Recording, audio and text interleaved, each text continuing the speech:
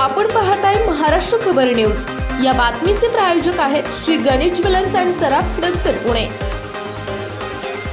नमस्कार, मी सुद्धा महाराष्ट्र खबर न्यूज मध्ये आपल्या सगळ्यांचं स्वागत। पुणे जिल्ह्यात अंमली पदार्थाच्या विरोधात पोलिसांनी सुरू केलेल्या कारवायांमध्ये आणखी एक मोठे यश मिळाले आहे।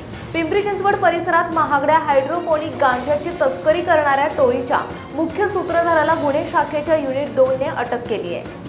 रोहित किशोर सुकेजा वय 34 राहणार पिंपरी कॅम्प असे अटक केलेल्या आरोपीचं नाव आहे। या कारवाईमुळे शहरातील ड्रग्ज नेटवर्क बाबत महत्त्वाची माहिती समोर येण्याची शक्यता आहे। यापूर्वी 25 फेब्रुवारी रोजी काळेवाडी भागात पोलिसांनी कारवाई करून अक्षय मंथान, मयूर कपाटे आणि प्रतीक खैरनार या तिघांना ताब्यात घेतले होते। त्यांच्या जवळून हायड्रोपोनिक गांजा जप्त करण्यात आला होता। चौकशीत त्यांनी हा माल रोहित सुकेजा यांच्याकडून मिळत असल्याचं सांगितले होते।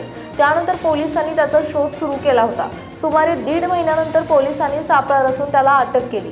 हायड्रोपोनिक गांजा हा मातीशिवाय पाण्याच्या मदतीने आणि नियंत्रित वातावरणात तयार केला जातो।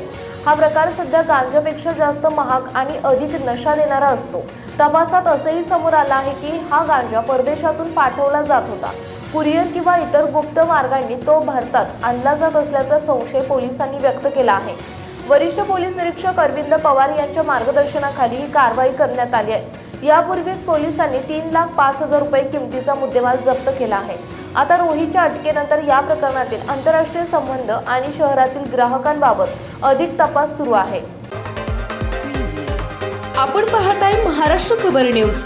या बातमीचे प्रायोजक आहेत Shri Ganesh jewellers and Saraf Hadapsar Pune.